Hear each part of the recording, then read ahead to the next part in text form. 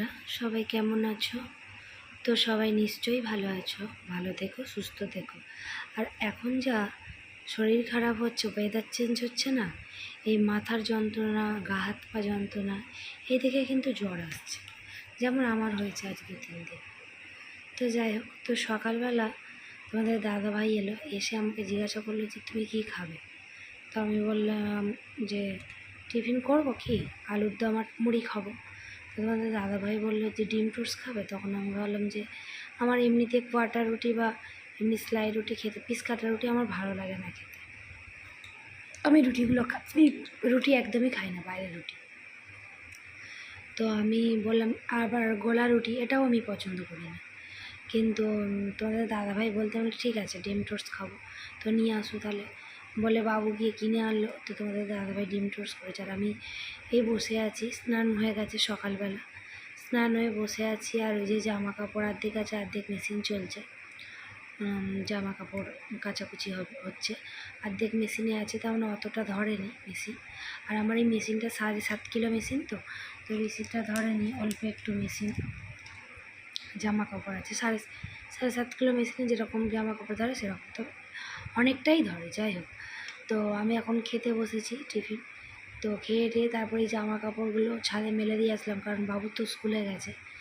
জামা কাপড়গুলো মেলে দিয়ে এসে, একে তো আমি ছাদে খুব একটা যাই না, কষ্ট হয়। আর আমার এই শরীরের কন্ডিশান কেন এত খারাপ তোমাদেরকে একটুখানি বলবো। তো একদিন এই নিয়েও তোমরা যদি ভিডিও শুনতে চাও তোমাদের সাথে শেয়ার করবো। তো কেন আমি এখন কোনো কাজ করতে পারি না। আগে সব কাজ করতে পারতাম, কাজ দেখে ভয় পেতাম না, কিন্তু এখন শরীরের কন্ডিশান আমার খুবই খারাপ, ওই জন্য আমি কিছু করতে পারি না। তারপরে শুনলাম যে আমাদের কাজের বউটা যে ঘর মুছতে আসে, উনি থাকবেন না, উনি আসবে না। তো আর কী হয়, জ্বালার উপরে পালার ঘা, কষ্ট আরও কষ্ট। জামা কাপড়টা একে ছাদে মেলে এসেছি। তোমাদের দাদাভাই বললো যে তোমাকে ঘর মুছতে হবে না, থাক। তো ঘর মোছার ডান্ডা আছে, তো তোমাদের দাদাভাই বলে থাক, তোমাকে মুছতে হবে না, তুমি একটু ঝাঁট দিয়ে দাও, ও পিসি কালকে এসে মুছবে। আমি বলছি না, বাসি ঘর দামে আমার একদম ভালো লাগে না, জানো তো।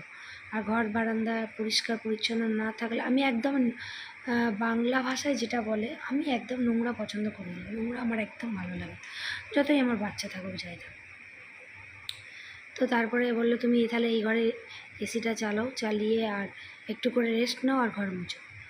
আমার এই কন্ডিশানটা কেন, এই যে আমার এই দমের কষ্ট, আরও তার মানে উঠতে বসতে কষ্ট হয়, কেন আমার হয় সেটা আমি তোমাদেরকে বলবো। মাম্মাম যখন আমার পেটে আসে, তখন আমি যখন 1 মাসে প্রেগনেন্সি ছিলাম, তখন আমি এক হসপিটালের ওষুধ খেয়ে আমার বেবি নষ্ট হয়ে গেছিলো, পুরো ব্লাড ভেঙে আমার বাচ্চার মাথা মানে হয়ে গেছিলো, ব্লাড ভেঙে ভেঙে নষ্ট হয়ে যাচ্ছিলো। তো তারপরে অন্য একটা নার্সিংহোমে গেলাম, যে নার্সিংহোমে আমার বড় ছেলে হয়েছে, মানে আমার ছেলে হয়েছে।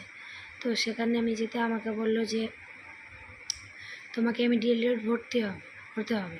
তো আমি যখন নার্সিংহোমে ভর্তি হলাম, আমি তখন ছিলাম 4-5 দিন ছিলাম। তো থাকার পরে আমাকে ওই ব্লিডিংটা যাতে না ভাঙে, তার জন্য আমাকে নার্সিংহোমে রেখে দেওয়া হয়েছিল। তারপরে স্যালাইন, ইঞ্জেকশান প্রচুর খেয়েছি। তারপরে মাম্মাম হওয়া থেকে আমি বুঝতে পারিনি, জানো তো, যে ঠান্ডা জল খায় না। তো আমি খুব ঠান্ডা জল খেতাম, ঠান্ডা জিনিস খেতাম, তাতেই মনে হয় আমার বাচ্চা অনেক ছোট হয়ে গেছিলো। তো আমাকে অ্যানুয়াল যে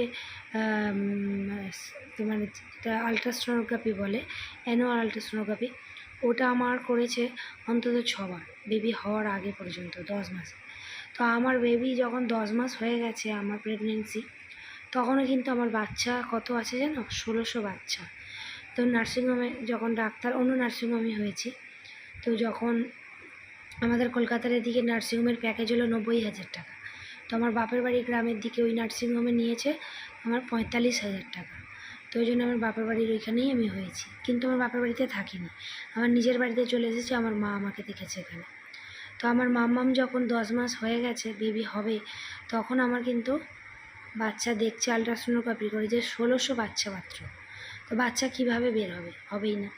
তো সবাই কান্নাকাটি করছে আমাদের বাড়িতে, যে কীভাবে 10 মাস হয়ে গেছে, বাচ্চা এখনও হচ্ছে না, কষ্ট পাচ্ছি।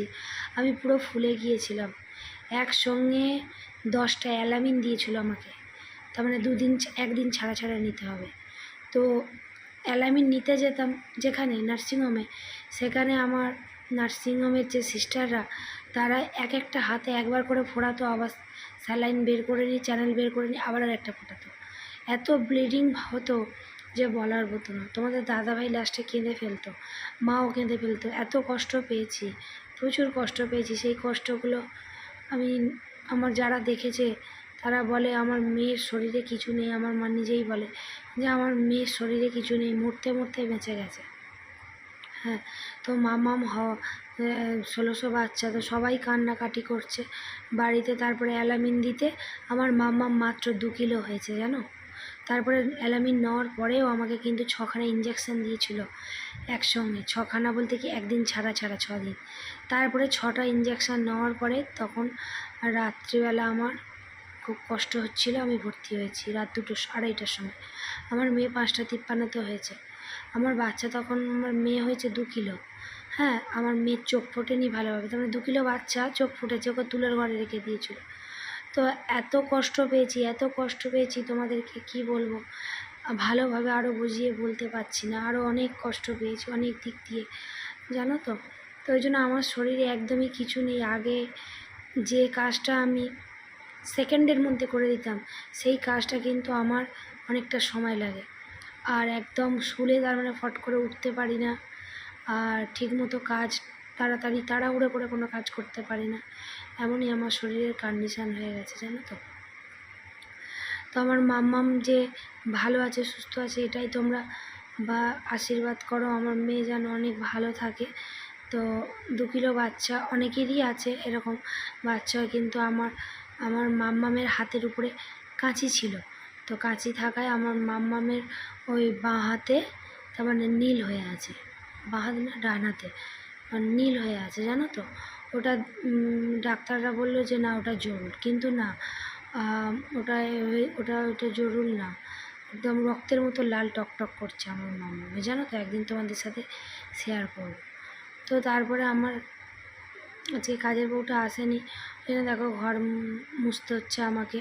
আর এই এত নিচু হয়ে ঘর মোছা মানে আমার প্রচুর কষ্ট হয়, প্রচুর কষ্ট হয়। আমি নিচু হয়ে কোনো কাজ করতে পারি না, জানো তো, একদমই কোনো কাজ করতে পারি না। তো আমি ঘর মুছছি, আমার মাম্মাম কিন্তু টয়লেট করে দিয়েছে।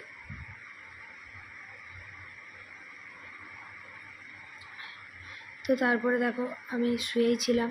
তোমাদের দাদাভাই কী করলো, আমার রান্না করেছে আজকে, আমি শুধু ভাতটাই করে দিয়েছি। আর ডাল সেদ্ধ, ডাল আলু সেদ্ধ আর ডিম ভাজা, সঙ্গে একটু পেঁয়াজ, এটাই রান্না করেছে, এটাই খাচ্ছিলাম। আর আমার মেয়ে তো কী বলো তো, এই টেবিলে খেতে বসলে তো ও কোলে উঠে বসে থাকবে, নাহলে টেবিলের উপরে উঠে বসাতে হবে, বা রান্না করলে দাঁড়িয়ে দাঁড়িয়ে কোলে উঠে বসে থাকবে, এইরকমই মেয়ে। তো তারপর নার্সিংহোমে যখন ভর্তি হয়েছিলাম, আমার মেয়ে 2 কিলো হয়েছিল। তারপর ডাক্তার বলেছিল যে ওর চোখের প্রবলেম আছে। চোখ দিয়ে না যখন থেকে হয়েছে, একটা চোখ দিয়ে আমার মেয়ের সবসময় জল পড়ে। তো এখনও আমার মেয়ের চোখে জল পড়ে, জানো, একটা চোখ দিয়ে সব সময় জল পড়ে। তো আমি তো ভাবছি ডাক্তারের কাছে নিয়ে যাব, একটু বড় হয়েছে তো আমার মেয়েকে এবার ডাক্তারের কাছে নিয়ে যাবো যে একটা চোখ দিয়ে কেন জল পড়ে। অনেক দিক দিয়ে অনেক প্রবলেম হয়েছে, জানো তো। আমার ছেলে হয়েছে কিন্তু আমি একটুও কষ্ট পাইনি, কিন্তু মেয়ে হতে আমি পুরো ফুলে গিয়েছিলাম, আমার গা হাত পা ফুলে গিয়েছিল।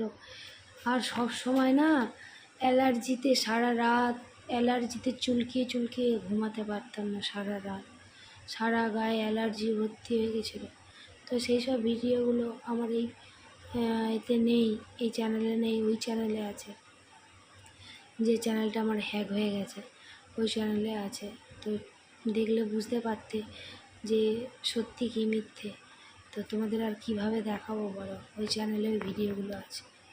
তো আমার মেয়েকে যে আমি ভালো অবস্থায় ফিরে পেয়েছি, এটাই, আর কিছু না। এত কষ্ট পেয়েছি 1 বছর ধরে, আমার এই মেয়েটা জন্য অনেক কষ্ট পেয়েছি। আর তখন না বাবু যখন ছিল পেটে, তখন আমি কিন্তু অতটা স্ট্রং ছিলাম না, নার্ভাস ছিলাম।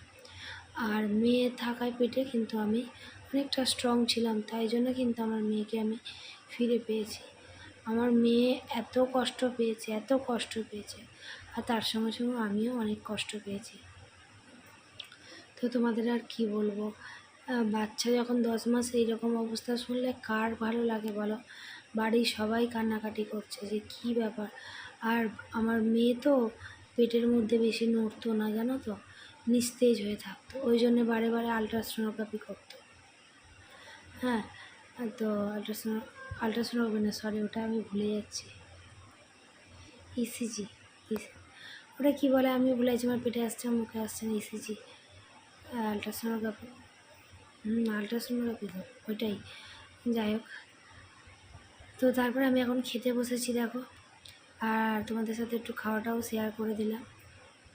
এসব কথা বলতে বলতে না আমার নিজেরই প্রচুর কষ্ট হয় যে আমি 2 বছর আগে আমার কী অবস্থা ছিল। তারপরে শোনো, নার্সিংহোম থেকে যখন আমাকে ছুটি দিয়ে দিয়েছে তখন বলছে যে আমার কন্ডিশান খুব একটা ভালো নেই।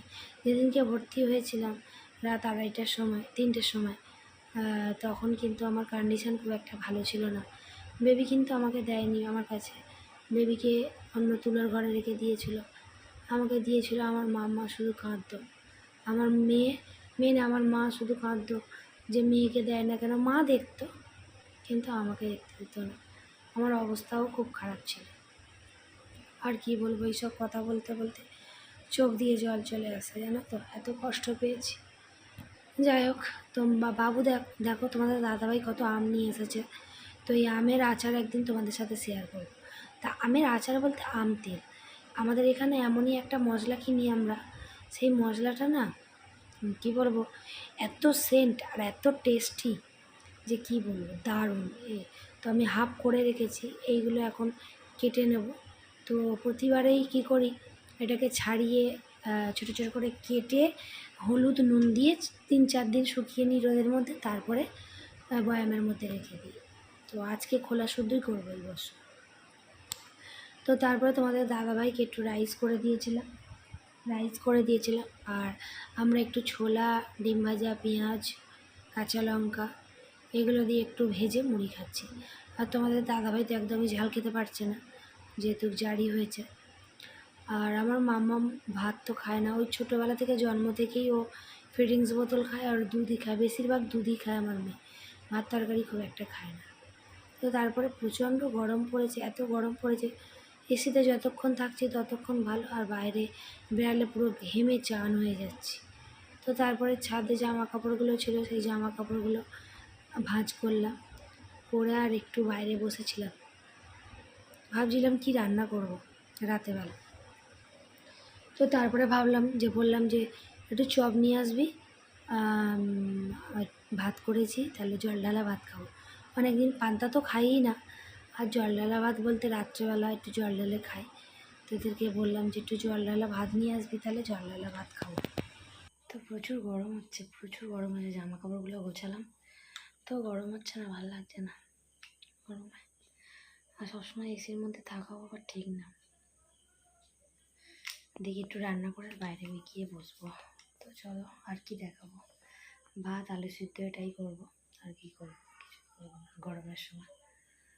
সারাদিন এত কষ্ট হচ্ছে না, কি বলবো। আজকে আবার কাজের বউটা আসে না বলে ঘর মুছতে হয়েছে, আবার বাবু ছিল না, আমি আবার জামা কাপড় ছাদে মেলে আসলাম। আমার আজকে ভীষণ কষ্ট হচ্ছে, ভীষণ। এমনিতে আমি মামাম হওয়ার পর থেকে আমি একদম ভালোভাবে কাজ করতে পারি না, খুব কষ্ট হয়, প্রচুর কষ্ট হয়, জানি না, আমার দমের কষ্ট হয়, হাঁপানি ফাঁপানি না, কিন্তু আমার কোনো কাজ করলে বলতে কি, ঘর মুছলে নিচু হয়ে কোনো কাজ করতে পারি না আমি, আমার খুব কষ্ট হয়, কি বলবো। তো চলো, তো রাত্রেবেলা দেখো কত বাজার করে এনেছে, কাঁচা লঙ্কা এনেছে, একটুও কাঁচা লঙ্কা ছিল না।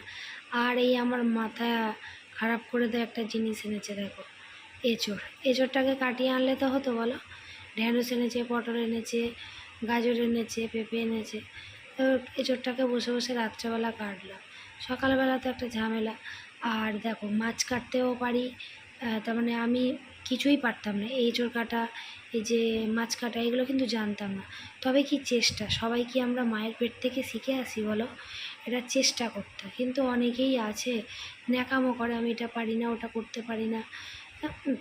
রাগ করো না, তোমাদেরকে বলছি না, আমাদের বাড়িতেই কিছু কিছু মানুষ আছে, জানো তো, ঢং করে পারি না বলে কি কোনো জিনিস আছে বলো তো, চেষ্টা করতে হবে, তাই না? তো তারপরে দেখো মাংস নিয়ে এসেছে, রাত্রেবেলা চপ আর খাওয়া হলো না, জল ঢালা ভাতও খাওয়া হলো না। আর এখন বাজে দেখো 10টা, এখন এনেছে মাংস। তারপর রাত্রেবেলা মাংসের তরকারি আর ভাত করেছিলাম, এইটুকুনি। গুড নাইট বন্ধুরা, সবাই ভালো থাকবে, সুস্থ থাকবে।